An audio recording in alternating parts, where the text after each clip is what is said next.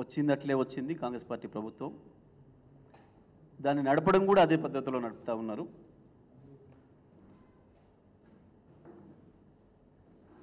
ఇవాళ ప్రత్యేకించి నిన్న అసెంబ్లీలో జరిగిన చర్చ, ఇవాళ పొద్దున ప్రధాన పత్రికల్లో వచ్చిన ప్రధాన శీర్షికలో పెట్టిన వార్తలు ఇంత దుర్మార్గంగా అంటే,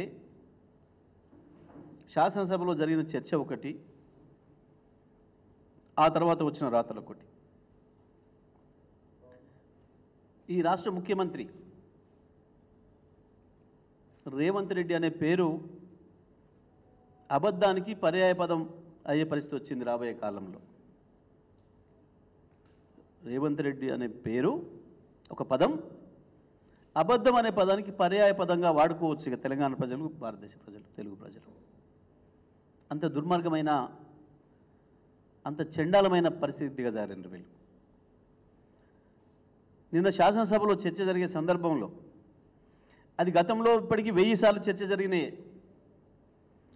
విద్యుత్తుకు సంబంధించి గతంలో మేము అధికారంలో ఉన్ననాడు కేంద్ర ప్రభుత్వం మా మెడపైన కత్తి పెట్టి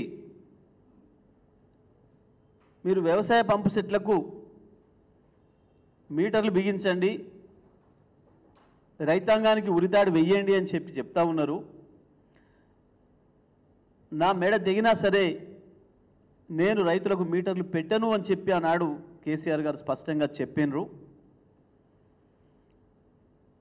అంతేకాదు ఆశలు చూపెట్టినరు.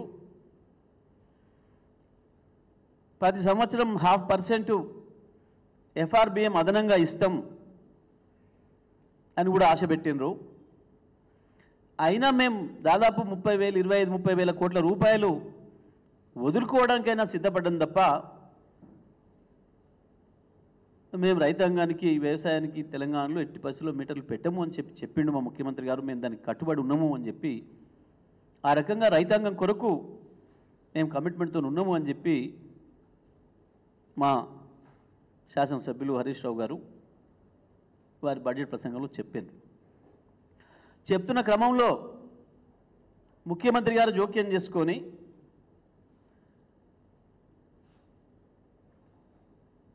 మీరు పెద్ద పోజులు కొడుతున్నారు, మీరేందో త్యాగం చేసినాం, మీరేందో పోరాటం చేసినామని మాట్లాడుతున్నారు. కానీ అది నిజం కాదు. మీరు ఆల్రెడీ ఒప్పుకున్నారు. 2017లోనే మోడీ గారు, కేసీఆర్ గారు ఇద్దరు కలిసి సంతకాలు మార్చుకున్నారు, సంతకాలు పెట్టుకున్నారు అని చెప్పి శాసనసభను, రాష్ట్ర ప్రజల్ని తప్పుదోవ పట్టించే ప్రయత్నం చేసిండు, ప్రజల్ని మోసగించే ప్రయత్నం చేసిండు. ఒక కాగితాన్ని చదివి చూపెట్టిండు. వాస్తవానికి ఆనాటి విద్యుత్ శాఖ మంత్రిగా నా దృష్టిలో కూడా లేదు ఈ విషయం, ఈ కాగితం ఎక్కడిది అని చెప్పి దాన్ని తెప్పించుకొని చూసినాం. అది ఒక మోసపూరితమైన ప్రకటన.